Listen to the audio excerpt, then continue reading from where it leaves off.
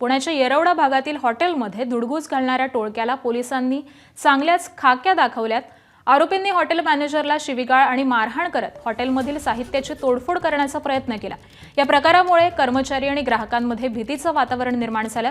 घटनेची माहिती मिळताच पुणे पोलीस हे घटनास्थळी धाव घेतली आणि सर्व आरोपींना ताब्यात घेत पोलिसांनी त्यांच्यावरती कारवाई केली। दोबारा आएंगे क्या? इधर आ रहे नहीं, इलाके से निकल जाने का इधर से। दोबारा आएंगे क्या? इधर आ रहे नहीं, इलाके से निकल जाने का इधर से। एबीपी माझा, उघडा डोळे बघा नीट।